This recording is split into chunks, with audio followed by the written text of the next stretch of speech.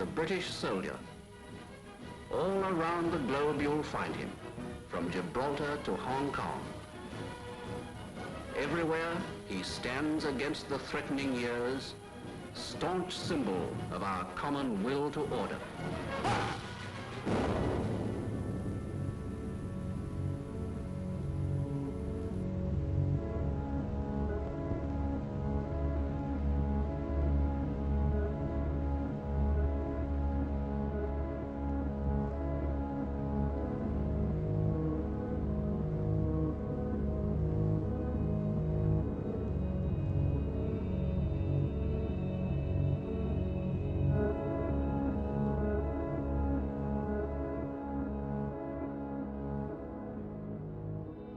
The British Empire, the largest empire the world has ever known.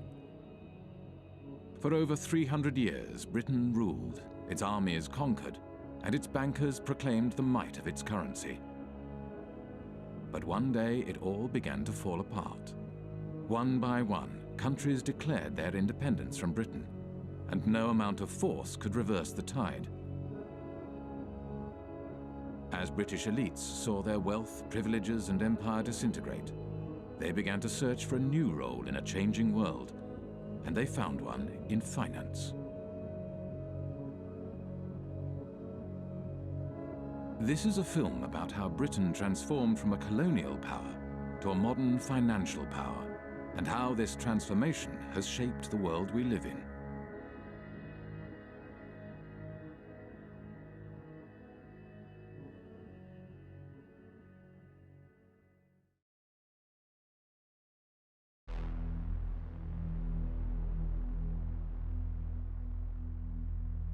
In the days of the British Empire, the City of London was the world's biggest global financial centre.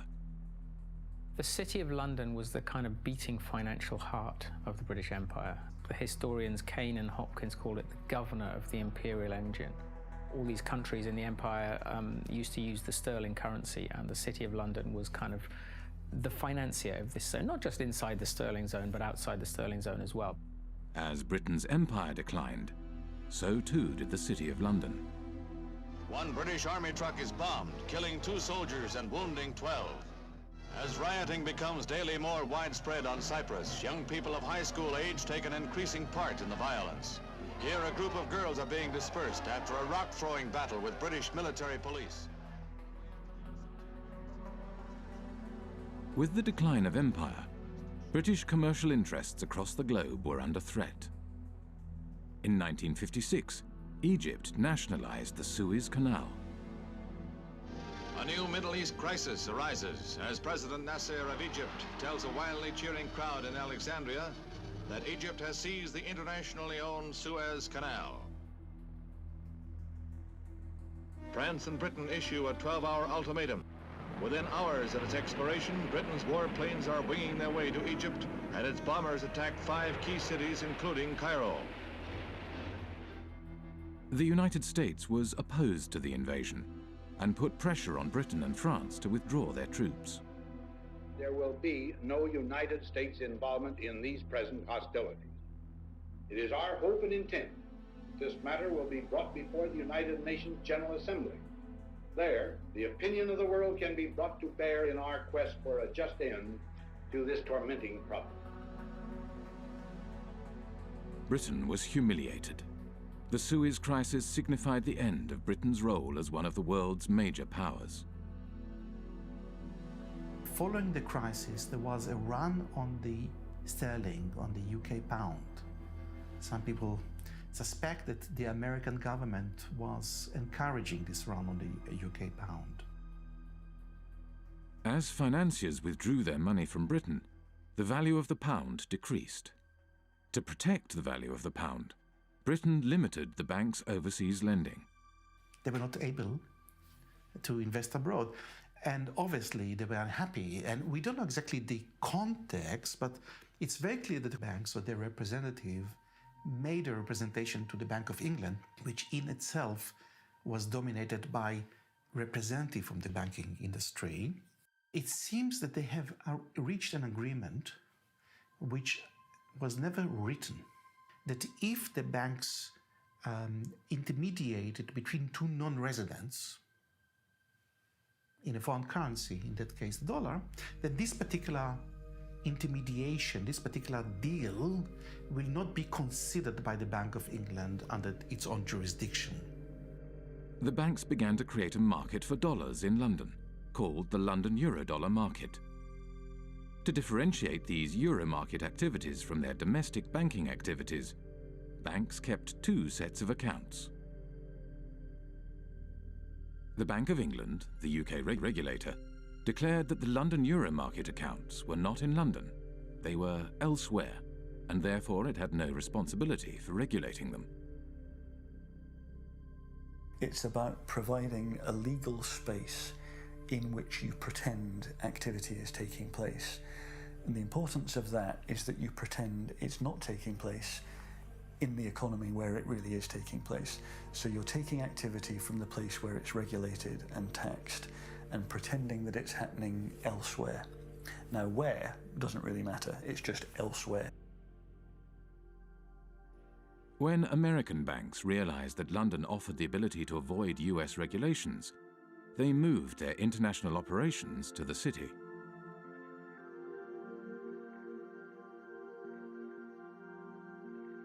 Around the same time as American banks were moving their international operations to London, another new kind of financial space began to emerge, far away from London, in Britain's overseas jurisdictions, the last remnants of empire.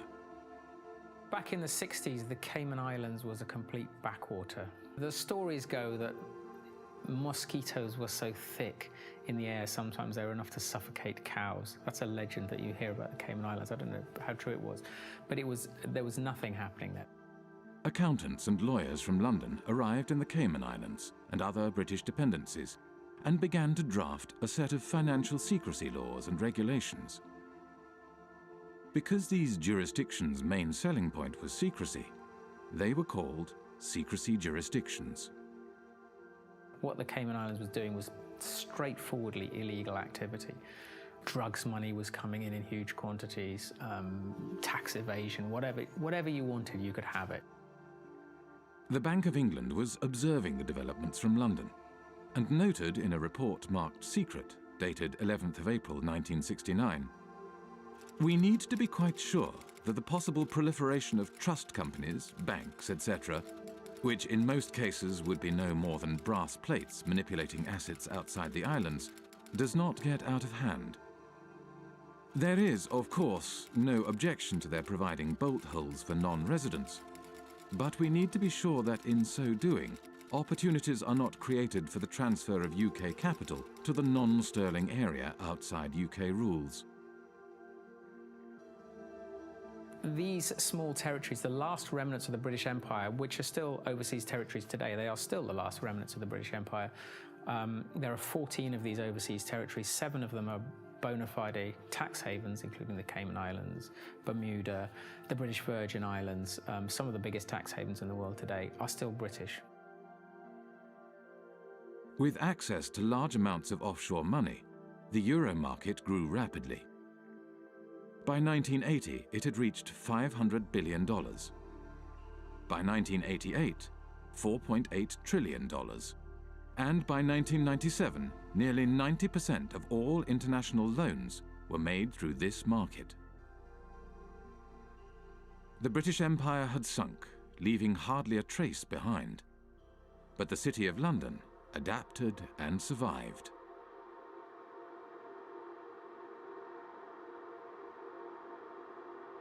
The City of London, London's financial district, is a peculiar place.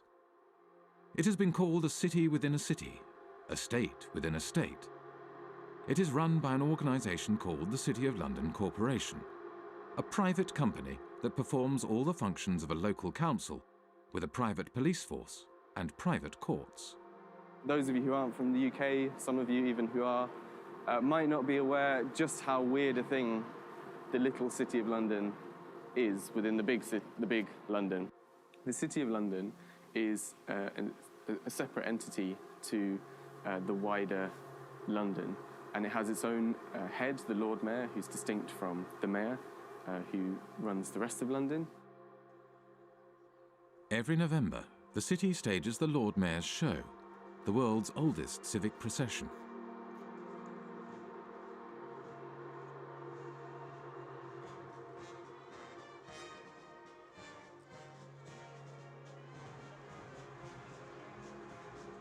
The City of London has long had this curious legal status because back in 1066, when William the Conqueror came over, the city was one of the only portions of England that he failed to conquer, and he struck a deal with the city in 1067 that allowed them to continue functioning.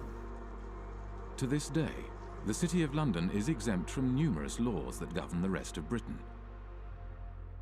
Its political system derives from the Middle Ages. The city's electorate is dominated not by its residents, but by the private businesses operating within the city. Its Lord Mayor is selected by the heads of medieval guilds. They have a representative in the House of Commons called the Remembrancer. Apart from the clerks of the court of the House of Commons, he's the only unelected person there. All other lobbyists have to stop, in the lobby. They're not allowed past the lobby. The City of London has a permanent representative in the House of Commons, whose role is to report back to the City of London Corporation and to lobby Parliament on behalf of the city. The Corporation of London, clearly, it's a unique, interesting phenomenon that should have attracted many political scientists, political economists, and economists. But I don't know of anyone who has studied systematically the Corporation of London and its impact on policy or economic policy. So we can only surmise. Some people assume or surmise that the Corporation of London is extremely powerful and is able in one way or another to shape British policy, particularly in financial matters. Clement Attlee, the Prime Minister after the Second World War, had something to say about the City of London Corporation. He did, yes. So over and over again, we have seen that there is in this country another power than that which has its seat at Westminster. The City of London, a convenient term for a collection of financial interests, is able to assert itself against the government of the country. Those who control money can pursue a policy at home and abroad, contrary to that which has been decided by the people.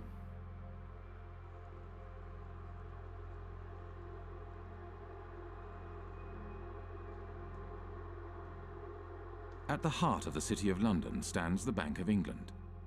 The Bank of England is not just a central bank, it is also a financial regulator. At the demise of empire, the Bank of England used this regulatory authority to help attract the world's banks to London. In 1972, the Bank of England issued a license to the Bank of Credit and Commerce International, which set up its head office in London. Within 10 years, BCCI grew into the 7th largest bank in the world. 10 years later, BCCI was bankrupt. The deputy director of the CIA, Richard Kerr, said late today that the CIA did use BCCI to support CIA activities overseas. But BCCI had not just collaborated with the world's intelligence services. It had also engaged in extensive financial fraud, money laundering, and terrorist financing. BCCI constituted international global crime of a level that boggles the mind. BCCI was financing terrorism. The Bank of England knew it, says the report, but instead of supervising it properly, it tried to prevent the bank's collapse. I am saying very directly that the Bank of England had sufficient information in front of it to close BCCI 15 months earlier than it did. Millions of depositors were hurt in that process. Numerous whistleblowers from BCCI had contacted the Bank of England, yet the Bank of England did nothing. The Bank of England had plenty of time to intervene and investigate, but it did not do so because the tradition at that time, which still survives, is that, well, actually, you have to just kind of send hints and talk over lunch tables with the chaps regulating other chaps, and all would be well.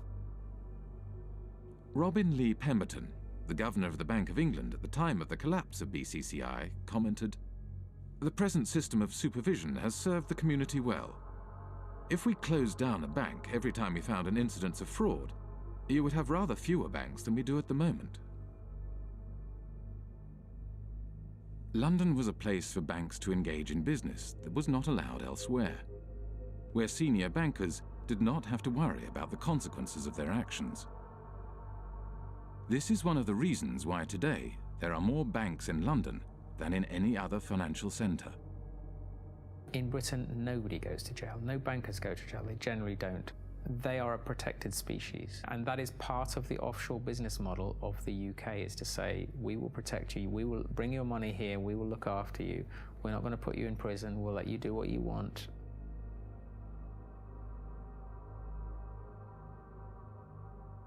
Light touch regulation was one way of attracting business to London. Another was secrecy. From the 1960s onwards, City of London institutions began to establish offshore branches in former outposts of the British Empire. Their aim was to create offshore centres with strong secrecy legislation in order to attract capital from across the globe. Swiss banking secrecy is the most famous, the most well-known. You know, you put your money in a Swiss bank and they promise not to tell anybody, and that's one kind of secrecy. But another kind of secrecy, which is very British, is the trust. And the trust is a very slippery, complicated and devious mechanism. Trusts emerged, the legend has it, from the time of the Crusades, when the knights would go off and fight in foreign lands, and they would leave their assets in the care of trusted stewards. What trusts do ultimately is they play with the concept of ownership. Ownership is not such a simple thing. So the settlor, the knight in this case, would hand over the assets to someone who these days would be called a trustee. It's often a lawyer. Legally, you are separated from those assets. They're not yours anymore. There's a barrier. You can't be taxed on them. Nobody's going to find anything about your connection to these assets. In Britain's offshore jurisdictions, no qualifications are necessary to be a trustee. Anyone can set up a trust and act as a trustee. There is no registry of trusts. There are no bodies to certify that a trust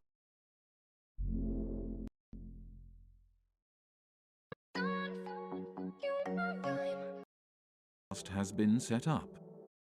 And that is part of the offshore business model of the UK, is to say, we will protect you, we will bring your money here, we will look after you, we're not going to put you in prison, we'll let you do what you want.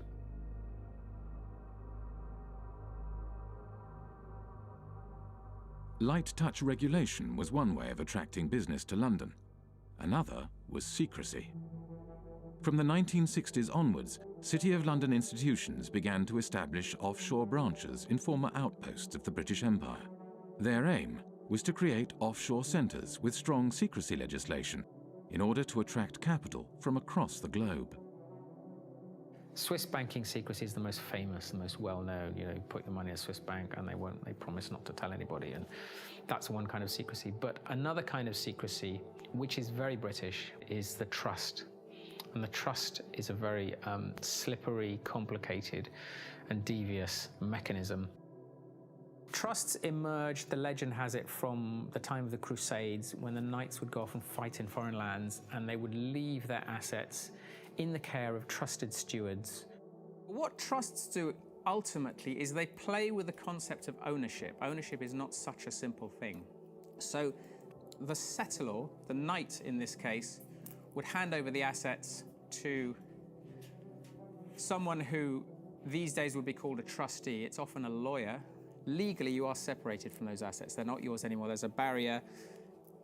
You can't be taxed on them. Nobody's going to find anything about your connection to these assets. In Britain's offshore jurisdictions, no qualifications are necessary to be a trustee. Anyone can set up a trust and act as a trustee. There is no registry of trusts. There are no bodies to certify that a trust has been set up. The only persons who know about the creation of this agreement are the trustee and the settlor. There's no obligation to register it. There is no financial reporting obligation of trusts. They're not required to put annual statements onto account anywhere. So actually trusts are, to all intents and purposes, invisible arrangements. Economist John Christensen was an economic advisor to the secrecy jurisdiction of Jersey for 10 years. We're not talking about a few million. We're talking now about trillions. Trillions of dollars of capital, which apparently belong to nobody. For tax purposes and for other purposes, they belong to nobody. Everything, works of arts, gold bullion, racehorses, cars, real estate, not just financial assets, but a whole load of non-financial assets belong to these trusts, sitting there belonging to nobody.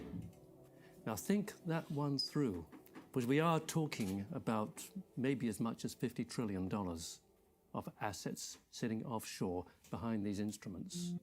Well, the Cayman Islands are among several British overseas territories who have signed a new information exchange agreement with Britain and the rest of Europe to tackle tax evasion. The countries are now required to automatically provide details of the ownership of bank accounts and how they're used. Cayman became the first signatory last week. It's important that the Cayman Islands should be recognised as the first overseas territory to sign such an agreement with the United Kingdom.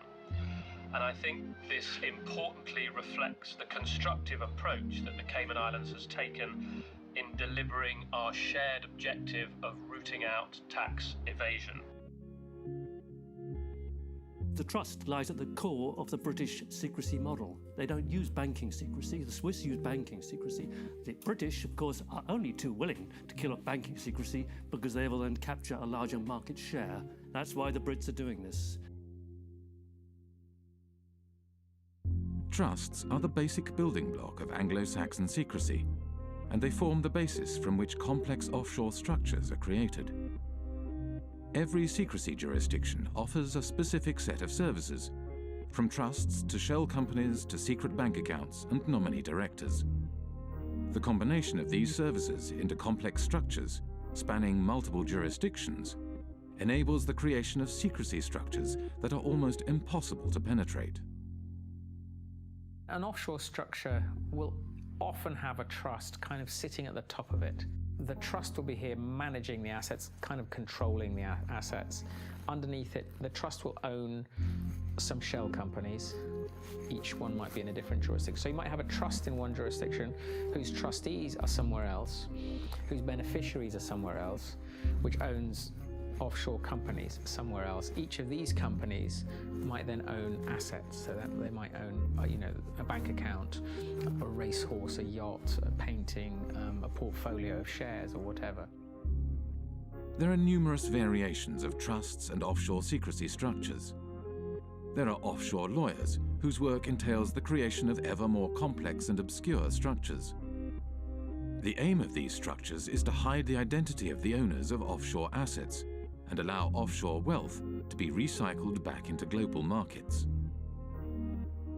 But looking on the amount of money being administrated from tax havens, you see that it is a curve going like this. And all the talking we have been doing along with other wonderful people fighting against tax havens has not changed anything, It is the word where you say, go on talking, you're interesting me, and I'm going on doing what I want to do.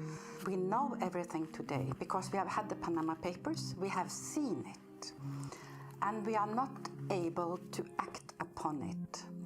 And we are not able to act upon it because this system is really protecting the few people that are having benefit from it. And these are in percentage very few people, but they are powerful. And I see in the Panama committee that I'm sitting in, the only thing that could change this is to have a public accessible register of the beneficial ownership of trusts and of all kinds of companies. It is easy. The Panama Papers are a collection of leaks from the offshore law firm Mossack Fonseca. Mossack Fonseca is the fourth largest offshore law firm. The other 9 of the 10 largest offshore law firms are registered in British overseas jurisdictions. When countries complain to Britain about the activities run out of its offshore havens, Britain claims that these places are independent and that there is nothing it can do.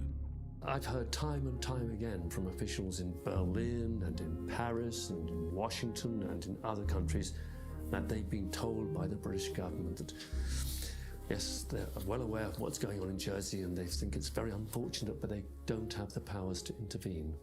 Well, that's a straightforward lie. They do have the powers to intervene. They just choose not to.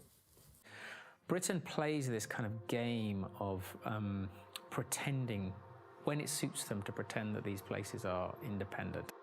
At the end of the day, Britain appoints the governor, appoints lots of senior people in these places. They're responsible for foreign relations and defence, and also they can veto their legislation as well. So Britain has a massive degree of control. Basically, it is controlling these places, allowing them a little bit of political space. During his time as economic advisor to Jersey, John Christensen frequently travelled to London for talks with various British government departments. As economic advisor, I had a lot of contact with different departments. Traditionally, UK governments have tried not to interfere in the domestic affairs of places like Jersey. So it happens in a more subtle sort of way. You kind of go and talk to someone, either at the Home Office or the Treasury, and they'd say, we're not actually particularly keen on this piece of legislation. It might be a good idea if you didn't go down that route. And over a cup of tea, that's quite a strong signal. That's a signal, go back to the island and say, they don't want you to do this. The British government prefers not to interfere overtly. Instead, it communicates its desires through informal discussions. There is no paper trail or official statement. Discussions take place behind closed doors. The relationship that these places have with London is very much about the British establishment and people understanding each other. I mean, anybody who is British or knows British people knows that communication between us is often very subtle, and you have to kind of know the codes when people say stuff. I mean, a lot of irony involved and a lot of kind of codified language for the British establishment that people kind of understand how it works. And I think that is very much the case with the British relationship with the tax havens. I think there's a lot of understanding of what we can and can't do without anyone having to actually spell it out. By keeping its power hidden, Britain is able to claim that these jurisdictions are politically autonomous. Independence for Cayman is not on government's agenda. That's the message being sent to the UN Special Committee on Decolonization. Attorney Steve McPhail will be representing government at the UN meeting. The committee was set up to help colonies around the world on the road to independence. But Mr. McPhail says he'll be making it clear that Cayman is not ready for that transition. And that message is that the Premier, his cabinet, his party has no mandate from the people of the Cayman Islands to seek independence. That is the message that I will be carrying. When the Bahamas declared independence from Britain in 1967, the offshore bankers relocated to the Cayman Islands and continued their business from there. It was the British connection that reassured bankers and their clients that their money was safe. This British bedrock, that is what has allowed these places to become so trusted by the financial services industry and offshore finance and all these people. In reality, much of the wealth administered in Britain's offshore havens is controlled from London. The City of London, by and large, likes to do its really dirty work outside London. There might, heaven forbid, be a regulator who actually takes the job seriously and starts to prosecute them for fraud in London. So better to do the frauds offshore in Gibraltar or Jersey, where there's much less risk that a serious prosecution will ever happen. Deals are often discussed and concluded in London, but then registered offshore for tax, transparency, and regulatory purposes. What they allow the city to do is to get involved in dirty business But then when the scandal hits, to say, well, they're kind of independent, there's nothing we can do about those places, that's not us, that's tax haven activity, and we're the city, you know, we're not involved in that kind of stuff. So it's an incredibly kind of convenient relationship.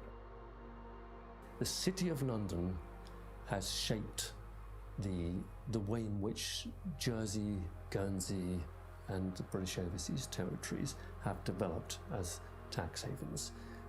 I see these places as the Frankensteins created by the City of London. Today, the UK is the world's largest provider of international financial services. The UK has an almost unique role in global finance. If you look at data, the kind of data that we've constructed in the Financial Secrecy Index, you can see the relative shares of each country in the global provision of financial services exports. That's financial services to non-residents. Now, there are two big centres, and everything else is quite small in comparison. The two large centres are the United States, with around 19% of the global market, and the United Kingdom and its offshore jurisdictions, which have around 25% of the global market. And if you add to that other jurisdictions, ex-colonies, but recently independent, fairly recently, by which I mean Hong Kong, Singapore, maybe even Dubai and Bahrain, you reach a figure of nearly 40%. And I think that figure represents better the position of London in the global financial market. The soldiers left, the administrators left all the colonies, but they still kept a significant degree of control over the financial flows from these former parts of empire and the rest of the world. So you could describe it as a second empire, Britain's second empire, sort of hidden financial empire spanning large parts of the globe. At the time of the British Empire, the City of London was the world's largest global financial centre. Not only Britain's colonies, but also independent countries did their banking in London and used the empire's currency for trade and financing. As the empire declined, so too did the City of London.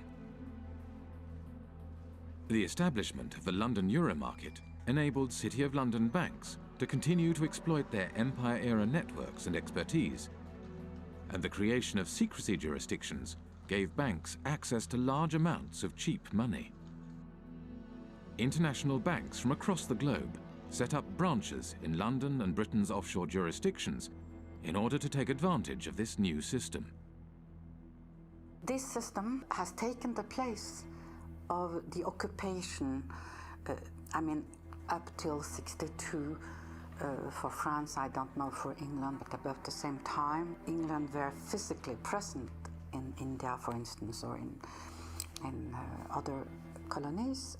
And when you look at the money flows through the tax havens, they are increasing when we withdraw from the colonies. We are still plundering developing countries as former colonial powers. Wealthy individuals, organized crime, and corporations shifted their wealth offshore in exchange for secrecy and no tax. And as countries around the world began to deregulate and open their economies, it became ever easier to do so. Today, as much as half of all global offshore wealth may be hidden in Britain's secrecy jurisdictions.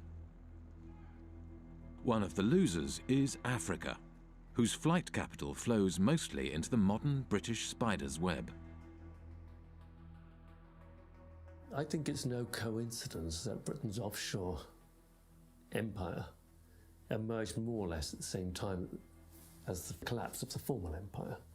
We tend to think of Africa as being a huge net debtor to the rest of the world. But that was the extent of their debts at the end of 2008, 177 billion. The debt of sub-Saharan African nations stood at $177 billion in 2008. Yet the wealth these countries' elites had moved offshore between 1970 and 2008 is estimated at $944 billion, over 5 times their foreign debt. $944 billion. Do the maths. Far from being a net debtor, Africa, sub-Saharan Africa, is a net creditor to the rest of the world. As capital moved offshore, African nations borrowed money from international banks at high interest. Over time, these debts became so great that they may never be repaid. Secrecy jurisdictions were starving developing nations of their wealth and their tax revenues. For a long time, a lot of developing countries, including recently Ecuador, have been trying to set up a UN tax body which is of a higher value than what is currently there, which is the UN Tax Committee. And every time this has happened, it has gotten blocked. During the financing for development process in Addis Ababa last year, I think it was the UK and the US that blocked attempts again to set up this World Tax Organization. So why would they not want to have democratic decision-making in global decisions on how tax gets collected across borders? I don't understand this. As long as we have cross-border activity that involves both criminal and legal activity, as long as we're unable to separate the two, this is going to continue to be a problem.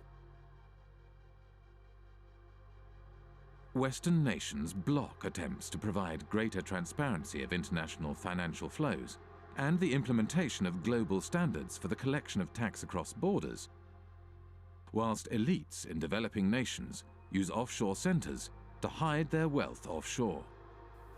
The oil from Gabon has not benefited people in Gabon. And this is true for the copper in Zambia, for the gold in Mozambique or in Mali. They have benefited the company that do extract it and their shareholders. It has benefited the corrupt elite in the country. In developing countries, the offshore system of tax havens has facilitated the looting of these countries by their elites.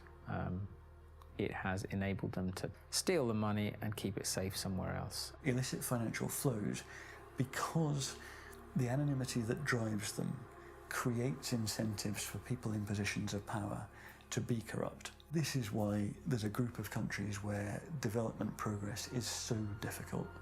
It's that the incentives of individuals and the ability to pursue them through all the mechanisms that underpin illicit flows outweigh the type of mechanisms that lead you to a powerful, representative, effective state that can start to deliver development.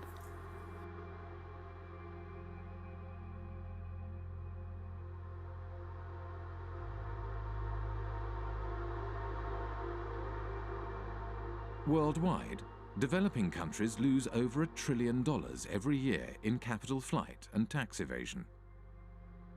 Most of this wealth flows into large Western nations like the United States and Britain and enables their currencies to stay strong, whilst developing nations' currencies remain weak. But illicit flows into Western nations also had another unexpected side effect. The economies of the United States and Britain began to financialize. The origins of this financialization, or deindustrialization, go back to the 1960s.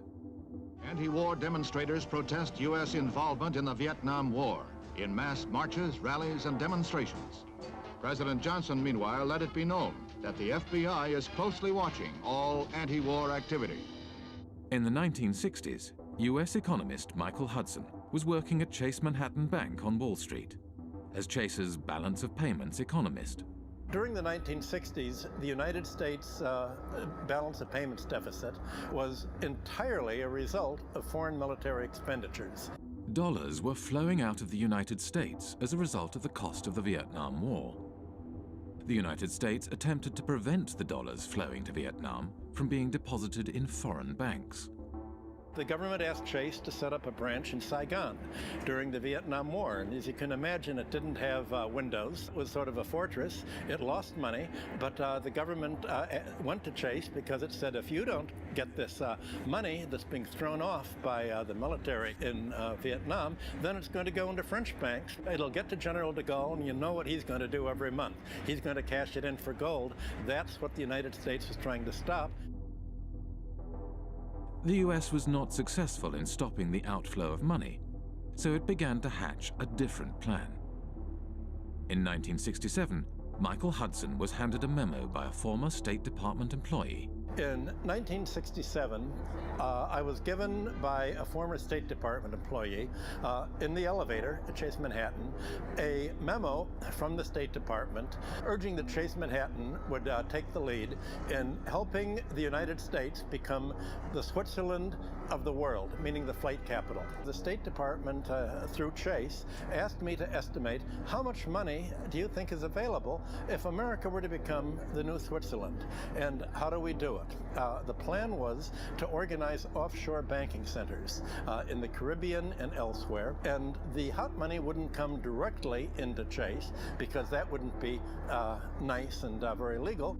What happened was that the Latin American criminals, other criminals, drug dealers, all sorts of organized crime would put their money in the offshore Caribbean banks, and these offshore banks would then deposit the inflow in the head office.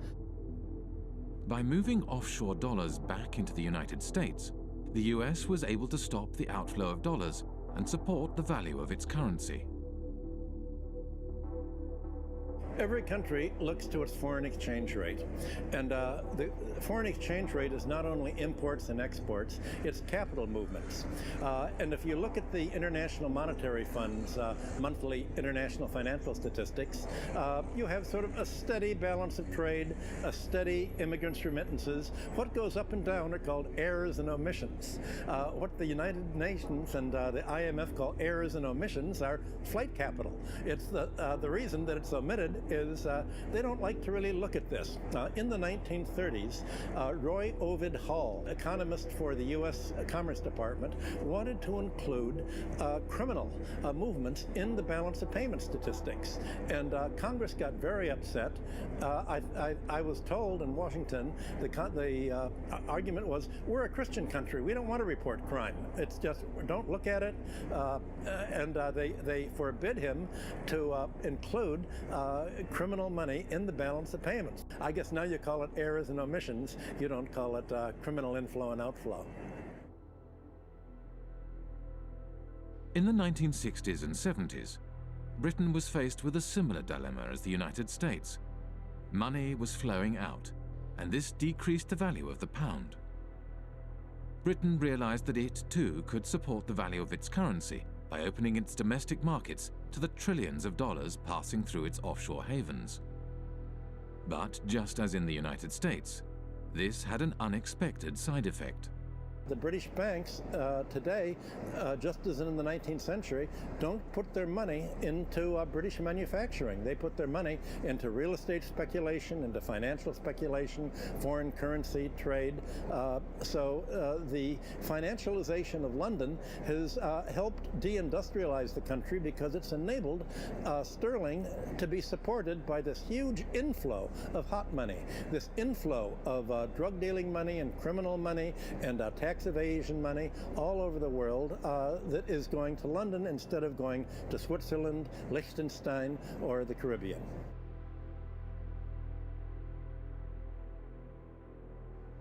With the silent backing of the United States, Britain's offshore havens grew rapidly, and before long, the offshore system developed into the world's dominant international financial market. Few were aware how this market functioned. In 1986, economist John Christensen went offshore to investigate. He applied for a position at the Jersey office of one of the world's major accounting firms. At Deloitte & Touche, I was working in what's called company and trust administration, straightforward offshore stuff. I went offshore specifically to work in that area because that's where you're dealing with the offshore companies, the shell companies, the offshore trusts, and you're administering them. That way I could see from working inside a big global accounting firm exactly what the clients were doing. I had complete access to all the client files. And over the course of my period of working with Deloitte Touche, I investigated over 100 of their clients offshore, and this is what I found. There were some insider traders, some market rigging, some avoiding disclosure of conflicts of interest, illicit arms trading, illicit political campaign donations, contract kickbacks, bribery, fraudulent invoicing, trade mispricing, and, at the bottom, tax evasion. Okay? This is what the clients were doing. On the basis of a sample of the clients that I looked at, not a single client was involved in what I would regard as genuinely legitimate activity. They were all involved in some kind of tax dodging or worse. I met with Carl Levin. He used to be an American senator, and he made a lot of inquiries into private banking, asking questions to the bankers. What do you think the percentage is among your clients that are using these companies for legitimate purposes? And the answer was, I believe that 99.9% of my clients are using these companies for illicit purposes. This is a reality. This is American bankers telling what they are doing.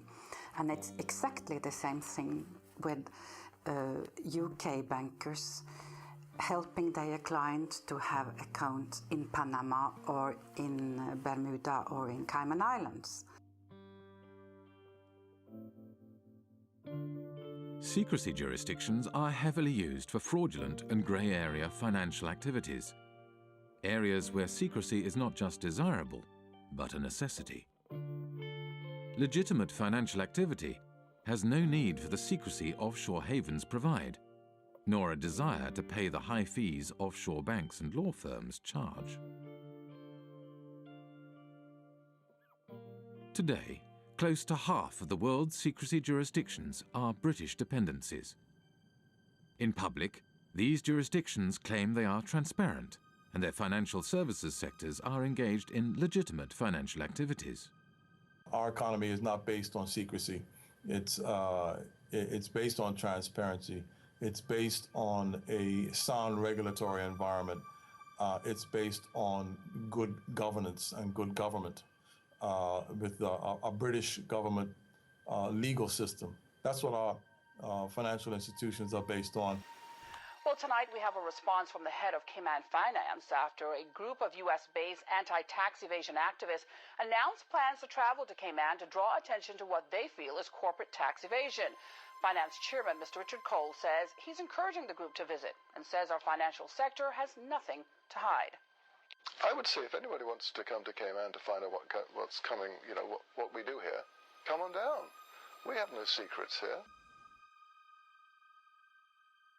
When I went to the Cayman Islands back in 2008, I think it was, I called the government spokesman and he said, okay, we have had an order from on high that nobody is allowed to speak to you. You are off limits. In 2011, journalist Nicholas Shaxson released Treasure Islands, a groundbreaking book about the offshore system. The author of a series of international media reports says he would welcome a debate with Cayman Finance Chair Tony Travers. Mr. Travers recently called Nicholas Shaxson an imbecile with the understanding of an 11-year-old. There are always going to be the politics of envy. Now, the politics of envy are exacerbated by imbeciles who don't actually understand what's going on in the Cayman Islands. I don't know what he's talking about. And furthermore, he doesn't know what he's talking about. The Cayman Islands is the 5th largest financial center in the world. It hosts 80,000 registered companies, over 3/4 of the world's hedge funds, and $1.9 trillion in deposits. It has a population of 60,000, roughly equivalent to New York's homeless population. A strange mixture of characters populate the offshore world. British ex-public schoolboys, members of the world's intelligence services, global criminals, assorted lords and ladies, and bankers galore. With so much at stake for so many wealthy and powerful individuals, it may come as no surprise that Britain's offshore havens have developed their own curious mechanisms to prevent information from leaking out. For many people who work offshore and who don't like what they're doing, it's very hard indeed to dissent, because they will be attacked personally with a degree of viciousness which is quite extraordinary. Most of the time, the instruments of suppression are relatively sophisticated. You won't get promotion by doing this, or your family won't like it. It's not generally, let's slam them in prison. That's far too crude. We are talking about very substantially, the establishment, the British establishment in these cases. The mechanisms are very, very subtle. Sort of ostracism is one way of doing it. These peculiar mechanisms for, if someone tries to blow the whistle, you find all sorts of methods that aren't just fire them, you give them far too much work to do, you steer them in a different direction. One person who is intimately familiar with how suppression works offshore is former Jersey Senator and Health Minister Stuart Sivray. In 2009, he leaked a report on a rogue nurse suspected of killing patients at Jersey's hospital. It all came to a head during a states debate on Tuesday the 10th of March. Senator Stuart Sivray brought the sitting to a standstill, claiming Senator Jimmy Pershard had sworn at him and told him to go and top himself. Senator Pershard denied the claim, saying, "I absolutely refute that."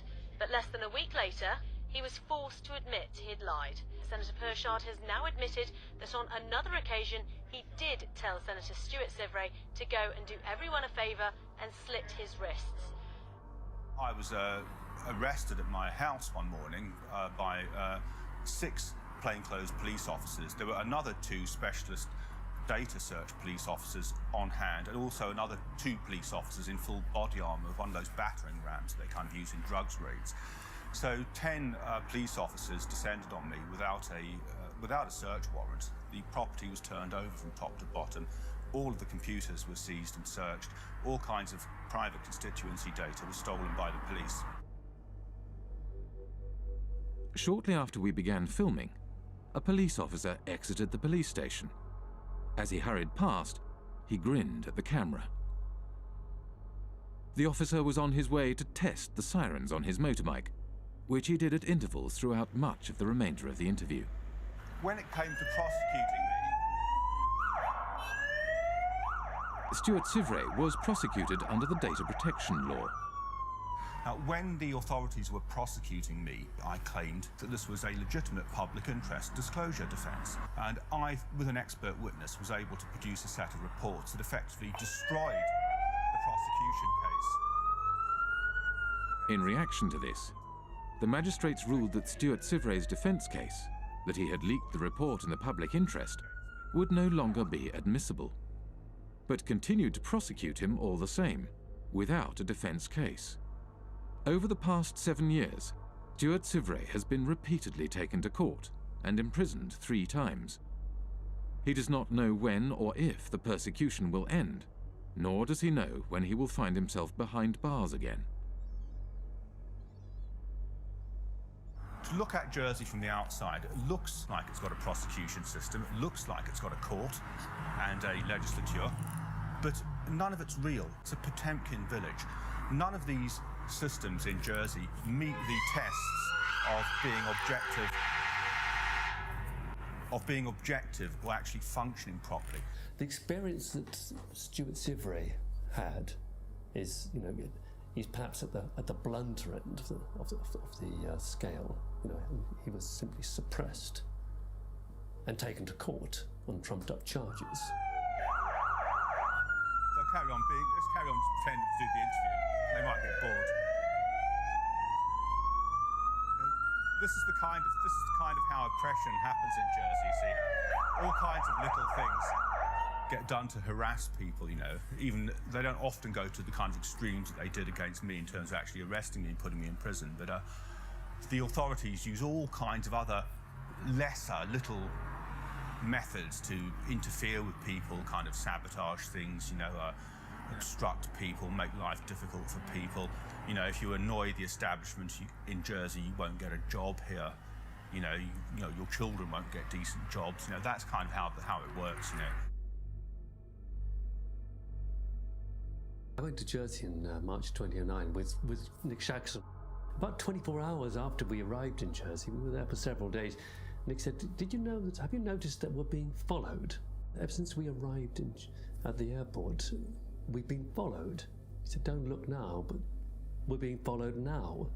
Turns out he was quite correct. We were being followed. And I found that very disturbing indeed.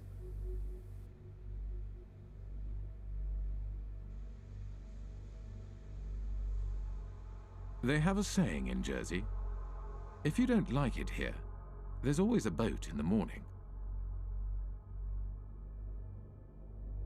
Jersey Finance promotional literature states, Jersey represents an extension of the City of London. It's where the City of London chooses to do many of the activities which they couldn't do in London itself. We're here just to talk about this one company called Appleby. I'll just read what they say on their website. Members of the firm, Appleby, have gone on not only to political office, but also in a number of centres, Bermuda, Jersey, the Isle of Man and the Cayman Islands, to senior judicial office. So essentially, they're boasting of the fact that their staff and their partners have a real interchange between the people that are in power in these offshore financial centres.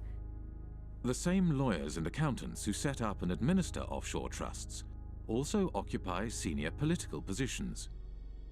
In Britain's offshore world, most politicians are in business. They lobby for business and promote business interests. They draft, refine, and pass legislation. Politicians sit on the boards of the companies they are supposed to regulate. There is no place for dirty money in Britain. Indeed, there should be no place for dirty money anywhere. The challenge I'm laying down for every country today is to root out the rot of corruption, to ensure transparency over what your own companies are doing, require transparency for foreign companies in your country too, and work with us to spread this approach to transparency around the world. In public, British politicians claim they are cracking down on secrecy jurisdictions and corruption. But in practice, they do the opposite. When I talk to politicians in Brussels, they say that they've had more lobbyists from London, and including politicians, come to them to protect the City of London's interests than they've had from every other European member state combined, which gives you some idea of the extent to which British politicians see themselves as essentially lobbyists for the City of London. We begin with our big story. Cayman's efforts to ensure transparency in its financial services sector is being recognised by the international community. Earlier this week, the UK's Prime Minister David Cameron told Parliament that the tax haven label placed on its crown dependencies and overseas territories is unfair. Many British politicians have personal and business ties with the City of London and British secrecy jurisdictions. Former British Prime Minister David Cameron's father, Ian Cameron, was an expert in offshore funds and was involved in offshore trusts from the 1980s onwards. At this courthouse behind me here in St Helier, we found this. It's a document called a grant of probate, and it's attached to the English will of none other than Ian Cameron, David Cameron's father. Say hello to Mum and Dad. Hi, Bar, how are you? Good to see you. Ian Cameron was certainly a wealthy man. In 2009, his personal fortune was estimated by researchers for the Sunday Times Rich List at £10 million. Yet when Ian Cameron died in 2010, his estate was much smaller than might be expected, just £2.7 million. In many cases, it's the politicians and their cronies and their families and so on, and the business people who sponsor the political parties, who are using these offshore services themselves. So they've got no personal interest in closing it down. If they wanted to close it down, they could do it tomorrow. The fact of the matter is they don't want to do it because they themselves are complicit with the process. If you come from the same kind of background, you know the right people, then all the kind of legal niceties will often fall away. You can get away with doing all sorts of things that they wouldn't just let any old person. You know, if you came knocking on the door saying, can you set up an offshore company to do this, they'd tell you to get lost. But if you're part of the networks, you can do these kinds of things. So that's a very important part of the whole system. Upper class British public school kind of establishment that has been there since, you know, for centuries. The British establishment, an old boys' network of privileged elites, had carved out a lucrative niche for themselves in the offshore world after the demise of empire. They transformed themselves from administrators of empire into financial handlers for the global elite and multinational corporations. As more money flowed offshore, societies around the globe began to feel the impact of the offshore world. The reality is not what you believe, that your prime minister has the power to decide on the future of your country. The power is hidden here. We have country after country around the world where the lack of financial transparency about taxation, about ownership, about corruption has undermined the extent to which governments deliver representative policymaking for their citizens. You know, we have extreme cases like the hiding of tax evasion by people in finance ministries in Greece, in France. But we also have this system that in general is geared towards anonymous company ownership, the anonymous ownership of properties across London, of half of the land in Scotland. You know, do we really think there's any circumstances in which governments work better, in which markets work better, in which the distribution of income and assets is better when we allow so much to be hidden? Who wants to not know who you're doing business with? Who wants their government to have people working for it, or to be led by people whose assets are hidden, whose financial transactions are conducted anonymously offshore? You know, this is a bad direction for the world. We need the citizens to understand what is happening, that they are the ones who is carrying the burden, and that some individuals having the power are exonerating themselves. Ordinary people are paying taxes, rich people are not. So this is inequality, and it is leading up to populism because it shows so clearly that the people today leading the world are not able to take care of the interest of ordinary people.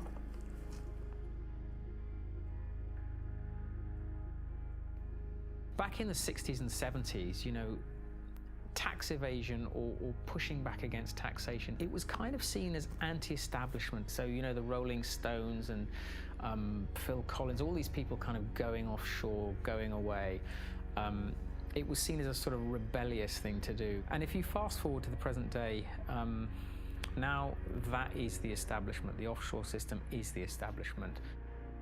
Today, offshore is the way elites and multinational corporations conduct their affairs. Tax evasion is the way business is done. This kind of sophisticated cheating requires a huge infrastructure. We like to talk about the pinstripe infrastructure of highly educated people who think it is their right to help others to cheat societies. We have a new mafia in town. It does not actually shoot people, does not put bullets in their kneecaps, but its trade is just as deadly. It deprives people of opportunities to have healthcare, education, security, justice, and essentially a fulfilling life. Accountants form the backbone of the offshore system. They administer the structures that allow individuals and corporations to shift their money offshore and evade taxes. There are about 2.5 million professionally qualified accountants on this planet. About 330,000 are in the UK. Well-known people, well-dressed, well-fed, highly paid, are sitting in city centre offices, and they are paid to dream up tax avoidance schemes for individuals and for corporations. We can all elect a government which says, vote for us, we will give you better healthcare, better education, better security. And next day accountants say, sorry about that, folks, you elected this government, but we actually got a tax avoidance scheme, and the Amazons and the Googles and Microsofts won't be paying any taxes in your jurisdiction. Too bad. You voted for it, but actually you're going to get something else. So it's a crazy world that part of the business model at big accountancy firms is how to deny public the services by erosion of tax revenues. And these firms are then rewarded with government-funded contracts, and the same firms are then advising local governments and the central governments, and the same firms then report on the company accounts and tell us all is well. When I argue this with a Pricewaterhouse partner in a face-to-face debate, he said, Professor Sicker, you never give us credit for anything. We generate millions of dollars of revenues, and we have lots and lots of satisfied clients. What is your problem? And my response was very simple. That's the language of drug pushers and pimps.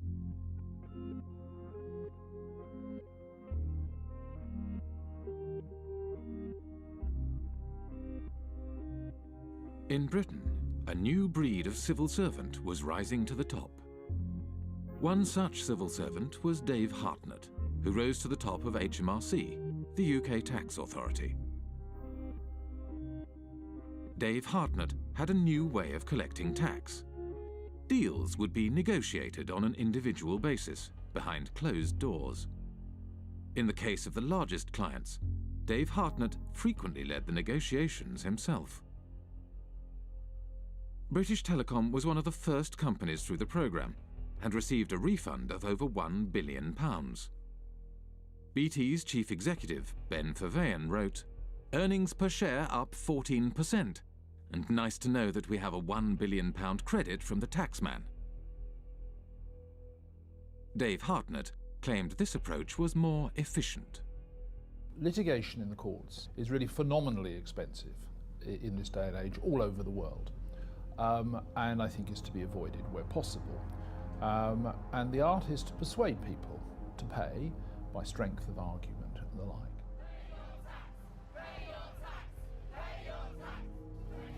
After protests erupted in 2011, the Treasury Select Committee questioned Dave Hartnett.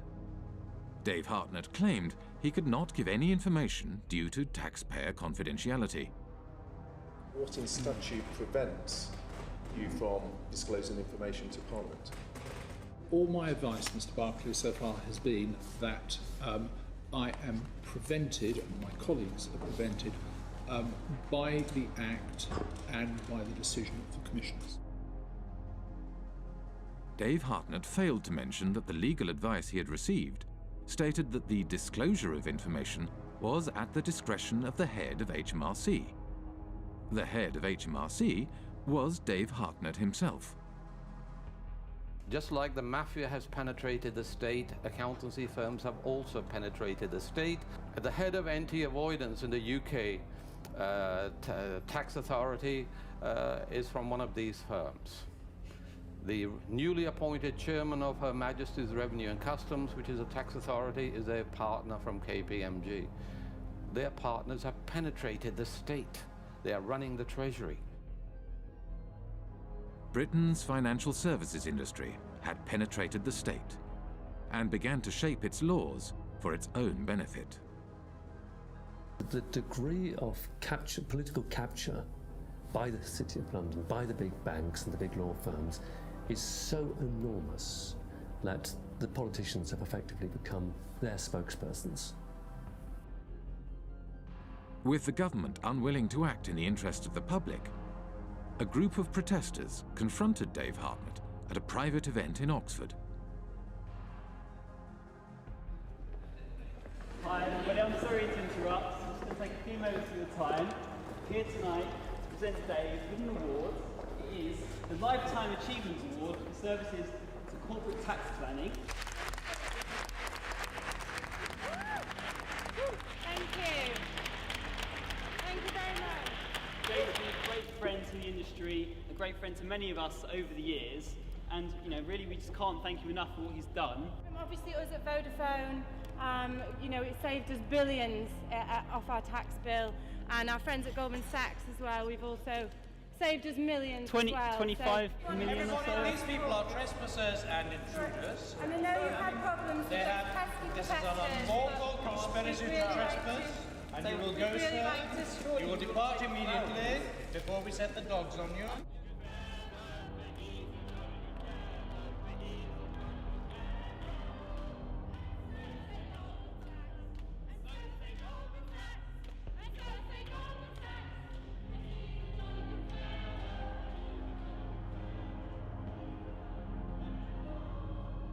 Go. You're trespassing. Okay. Sorry. You are trespassing, scum. Go.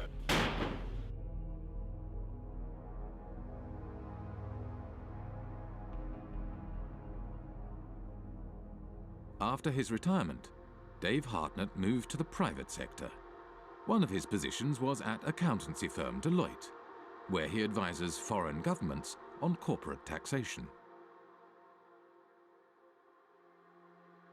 Dave Hartnett is a companion of the Order of the Bath, an honour bestowed on him by the British monarch. We have former ministers acting as advisors to accountancy firms. Accountancy firms provide jobs and consultancies for potential ministers. To my mind, really, it's an indication of corrupt structures. People are buying and selling influences. When a former minister works for an accountancy firm, he's not providing any accounting knowledge. He's opening political opportunities, home and abroad. That is what they are doing. I hope by now you'll share my view that I don't trust most bankers, I don't trust most lawyers, I don't trust most accounting firms. I actually think they're engaged in a conspiracy against public interest.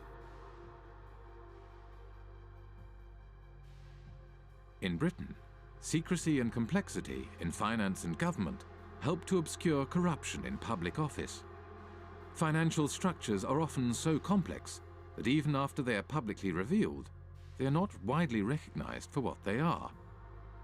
An example of this is PFI, the Private Finance Initiative. PFI is Private Finance Initiative. It is a way of funding public infrastructure, things like hospitals, schools, roads and bridges, but financing them via the private sector rather than the historical method, which is via central government. Over a period of 30 or 40 years, the amount of kind of repayment costs will be sort of 3 or 4 times higher overall than if you borrowed it from central government in the first place. So it's basically a giant accounting scam. Once the PFI policy has been set up, you find that the big 4 accountancy firms were actually paid members of staff within the Treasury Department who were then actually going around and selling and advising upon the implementation of PFI contracts by public authorities. Effectively saying, come to us and we will show you how to derive the most benefit from it. In other words, how to perhaps exploit the legislation. Even the offices of the state tax authority are now owned offshore. HMRC, which is the tax collector here in the UK, their offices are owned in Bermuda by a company called Mapley Steps. It's quite incredible. The company that owns the PFI contract to run HMRC's head office borrowed money from offshore investors at 15% interest. Because the interest was so high, the company was losing money. Therefore, it did not pay tax. In 2011, HMRC could not prove that any PFI company was paying any tax in the UK. I think we need to have a serious conversation about the role of government in this whole debacle and how much our government has been penetrated by big banks and accountancy firms, and ultimately in whose interest it operates.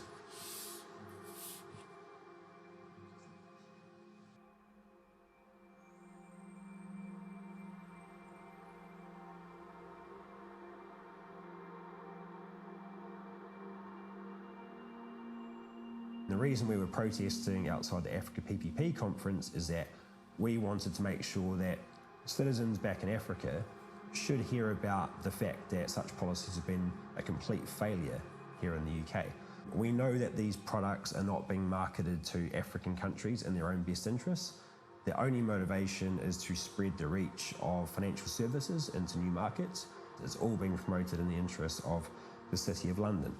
What you're seeing is basically a second form of colonialisation. You've had initially occupation, resource extraction, and through that process, countries like Britain, which have had a large offshore empire, have developed significant networks, and now those networks are being used to promote and exploit financial services.